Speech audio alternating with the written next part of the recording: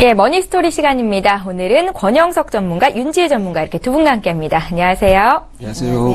예, 자 이전에는 변액보험이 예금자 보험 대상이 아니었습니다. 그런데 이달 23일부터 변액보험도 예금자 보험이 보호가 가능해졌다라는 얘기인데요. 권영석 전문가님, 아무래도 투자 성향이 강하다는 이유로 보호가 안 됐던 거였겠죠. 예, 맞습니다. 예.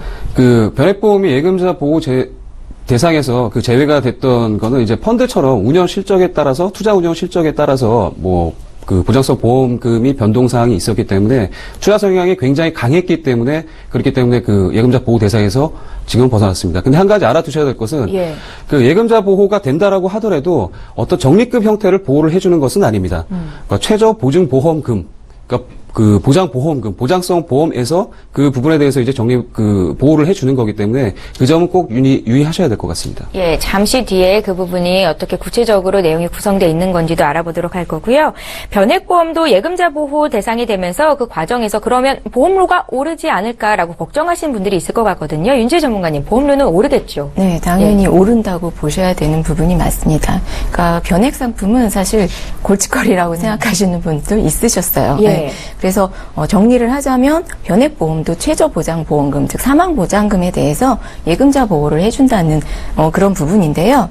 변액연금이나 변액종신 같은 경우에 그 최저보장보험금 5천만 원 한도 내에서 보호를 받게 됐습니다.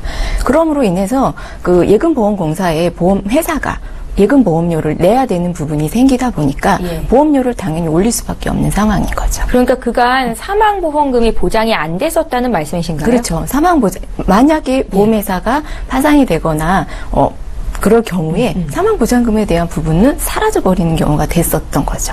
예, 알겠습니다.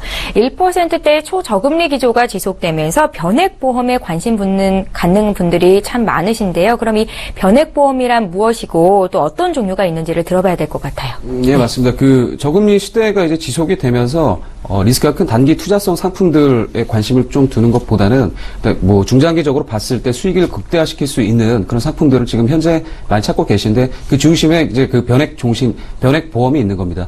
이 변액보험 같은 경우는 이제 보험 상품이지만 그 위험보험료를 제외를 하고 적립보험료에서 이제 펀드를 구성을 해갖고 주식이라든가 채권 등에 투자를 하는 형태로 운영이 되고 있습니다. 그래서 이제 변액은 이제 변액종신보험, 그다음에 변액연금보험, 그다음에 변액 유니버셜 보험 등이 있습니다. 예.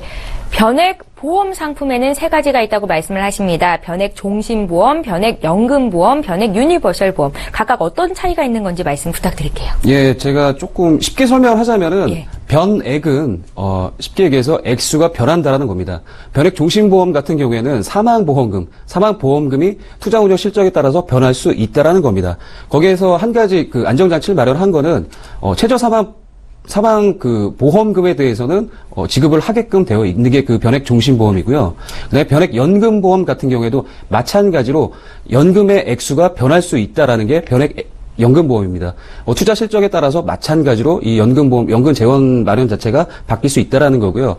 연금을 개시를 하는 그 시점에서는 만약에 수익률 자체가 마이너스가 떨어진다라고 하더라도 기나입보험료, 원금에 대해서는 보존을 하고 있습니다.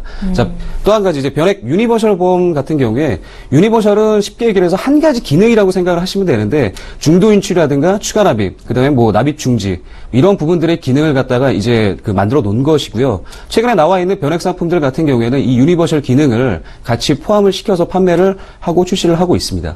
예, 각각의 상품이 색깔이 좀 다르다라고 생각이 되는데요. 최근에 변액 연금보험이 굉장히 큰 인기를 몰고 있다고 합니다. 이 같은 변액보험이 왜 이렇게 인기가 있는 건지, 왜 필요한 건지 좀 여쭙고 싶거든요. 네. 예. 지금 이제 초저금리 시대이잖아요. 그래서 돈을 투자할 곳을 정말 찾을 곳이 없습니다. 그러니까 보험회사도 그렇고 은행도 그렇고 계속 금리가 하락하고 있는 추세잖아요. 그런 상황에서 내 돈을 묶어놨을 때 결국은 보험 상품은 장기 투자로 가야 되는 부분이거든요.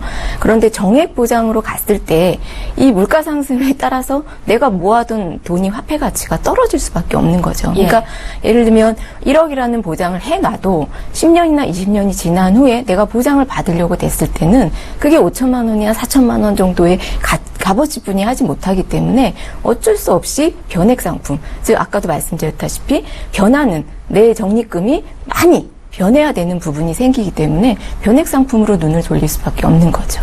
그럼 변액보험의 수익 구조는 어떻게 되는지도 알려주세요. 변액 상품은 기본적인 부분은 주식과 채권에 투자를 해서 그 투자 이익을 투자 실적에 나누는, 얻는 상품이라고 보시면 돼요. 가장 기본적인 거는 정액 상품과 달리 그렇게 투자 실적을 얻은 걸로 보험금을 늘려가는 형태로 되어 있으신 거죠. 그러니까 예전에는 사업비를 굉장히 그 앞부분에서 많이 떼었어요. 그래서 30%나 이 정도 떼었으나 지금은 이제 많이 줄어서 한 10% 정도 사업비를 떼는 구조로 되어 있고요.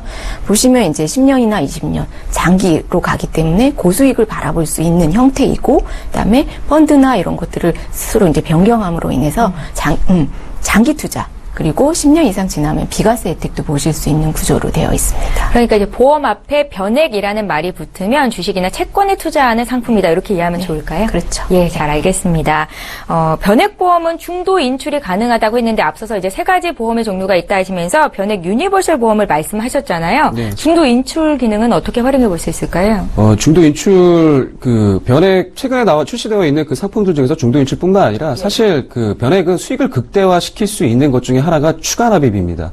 중도 인출도 마찬가지고, 최근에 나와 있는 상품들 중에서는 일시납 형태로 이제 거치형 상태로 판매를 하는 그 상품들이 있는데, 이거를 거치를 하게 됐을 때 실질적으로 이제 초저금리 시대다 보니까 마이너스 1%, 1%대의 금리이다 보니까는 이거를 거치를 해놓고 나서 예를 들어서 자녀가 10살인데 대학에 들어갈 때쯤 돼갖고 이거를 중도 인출을 해서 꺼내서 이제 학자금 마련이라든가, 그 다음에 학자금 마련이 끝나고 나면은 남아있는 그 돈을 갖다 다시 또 거치를 시켜놓고 결혼을 하게 됐을 때 이제 결혼 자금이라든가 이제 그런 부분들로 이제 활용을 하실 수가 있고, 사실 근데 중도 인출이라는 거는 일시납 형태가 아닌 일반적으로 이제 월납으로 이제 불입을 하고 계신 분들 같은 경우에는 사실 이렇게 권유해 드리고 싶은 그런 기능은 아닙니다. 왜냐면은 중도 인출을 한다라는 거는 재무적인 부분에서 약간 문제가 있다라는 부분이고, 그렇다라고 하면은 기본적으로 처음에 가입을 하셨을 때 재무 설계 자체를 조금 잘못 받지 않으셨나라는 그런 생각이 좀 들거든요.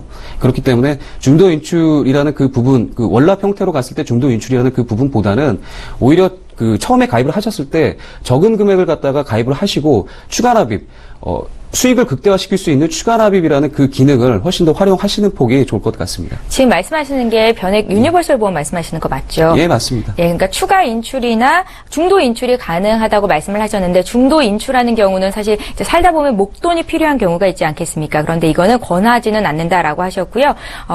대신해서 처음부터 너무 많은 금액을 들어가는 게 아니라 적은 금액으로 갔다가 추가 납입을 하는 게 방법이 될 수 있겠다라고 말씀을 하셨습니다.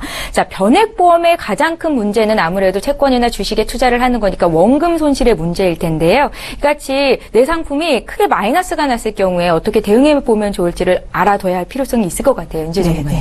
그러니까 변액 상품은 사실은 이제 투자를 목적으로 가입을 하시는데 그냥 가입하신 분들이 많아요. 권유에 의해서나 설계사가 이렇게 하면 투자를 많이 볼 수 있다 이렇게 하셔서 가입을 하셨는데, 사실은 잘 관리하고 계시는 분보다는 마이너스가 돼 계신 분들이 훨씬 많으세요. 7년이나 8년이 됐는데도 원금에 가까이 도달이 안 되신 분들이 사실은 많으세요. 그래서 가입하신 상품을 일단 들어가셔서 보셔야 될 것 같아요. 내가 수익률이 얼마 정도에 나 있는지, 그리고 기간은 내가 얼마로 잡았는지, 얼마의 수익률을 목적으로 내가 가입을 했었는지, 일단 내가 가입한 상품의 수익률이나 이런 부분들을 확인을 해보셔야 되고요. 권영석 전문가님이 말씀하신 것처럼 기본 보험료를 줄이고 추가 납입을 하는 방법이 가장 이 마이너스 된 부분을 극복하는 데는 도움이 되실 것 같아요. 그리고 무엇보다도 이제 중요한 거는 좀 주위의 전문가나 이런 분한테 내 부분을 좀 조언을 받으셔야 될 것 같아요. 이 부분은 개인이 투자하기에는 상당히 어려운 부분이 있어서 그렇게 도움을 받으셨으면 좋겠습니다. 그러니까 내가 가입한 상품의 수익률이 마이너스가 났을 경우를 대비해서 추가 납입을 좀 염두에 둔 투자가 맞겠다. 펀드 변경이라든지 추가 납입이라든지 이런 부분들이 사실은 변액 상품에 있어서 관리할 수 있는 부분인 거예요. 네, 잘 알겠습니다. 전문가의 도움이 지속적으로 필요한 부분이 아닌가라는 생각이 듭니다. 종신형 변액보험의 경우에는요, 한 13년 정도가 흘러야 원금이 회복될 수 있다라고 하는데요. 그런데 이제 가입자들의 절반 정도가 6에서 7년 정도가 되면 해지를 많이 한다고 합니다. 이렇게 되면은 지급받는 환급금이 줄어들 가능성이 있는 거잖아요. 얼마나 차이가 있을까요? 예, 맞습니다. 그 상당한 부분 차이가 날 수가 있고, 예. 그다음에 이제 13년이라고 이제 말씀을 하셨는데, 사실 그 13년이라는 그 기간은, 그 처음에 계약을 하실 때 20년 납으로 하셨을 때의 기준인 것 같습니다. 그 처음에 이제 가입을 하실 때 그 가입 설계서상에 그 해지 해약 환급금의 예시표들이 나와 있거든요. 예. 나와 있게 되면 수익이 뭐 최소한 한 6.5% 정도가 나왔을 때 그때가 한 6, 7년 정도 걸린다라고 얘기를 하는데, 일단은 납입 기간이 일단 길다라는 그 부분 자체는 처음에 그 윤재 전문가님께서 말씀하신 것처럼 어떤 권유에 의해서 내가 나한테 맞는 그 기간이라든가 그 상품을 선택을 했어야 됐는데, 그게 첫 번째로 잘못되신 것 같고, 그 다음에 그 가입을 하고 나서 확인을 해보니까 6, 7년 지났는데 원금이 회복이 안 됩니다. 예. 그래서 정말 화가 나가지고 해지를 하시는 경우들이 있습니다. 근데 그렇게 해지를 하시면 안 되고요. 일단은 기본적으로 그 처음에 재무 설계를 받으셨을 때 내가 유지할 수 보험은 어쨌든 간에 가입을 하는 것보다 유지를 하는 것이 가장 중요합니다.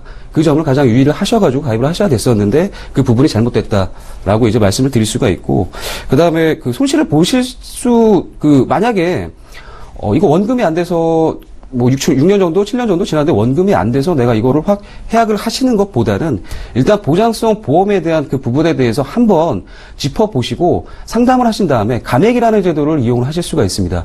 예를 들어서 뭐 한 2년 정도, 3년 정도 지났는데 6년 정도 지났는데 이거 너무 안 된다. 내가 지금 납입하고 있는 이 보험료가 부담이 된다. 라고 했을 때는 감액을 이용을 하셔가지고 그 부분을 최대한 축소를 시킬 수가 있고요. 그 다음에 납입 기간을 줄일 수는 없습니다. 하지만 그 감액을 시켜가지고 최대한 유지를 할 수 있게끔 해서 그 수익률이 어느 정도 올라왔을 때 원금을 좀 회복할 수 있는 그런 방법으로 좀 생각을 하시는 것이 가장 좋습니다. 예, 예, 좋습니다. 지금 이제 1%대 초저금리 기조가 계속해서 좀 유지가 될 것 같고요. 그래서 조금이라도 수익을 더 많이 볼 만한 그런 변액보험 상품 쪽으로 시선이 집중되는 것 같기도 하는데요. 윤재 전문가님, 그렇다면 변액보험 중에서 추천해 주실 만한 상품이 있다면 혹시 네. 말씀해 주실 수 있으세요? 네. 이제 각 보험사별로 번액 상품이 굉장히 많기는 해요. 그래서 사실은 이제 시청자님들이 어떤 상품을 선택해야 될지는 전문가가 아니다 보니까 사실은 어려울 수 있으세요.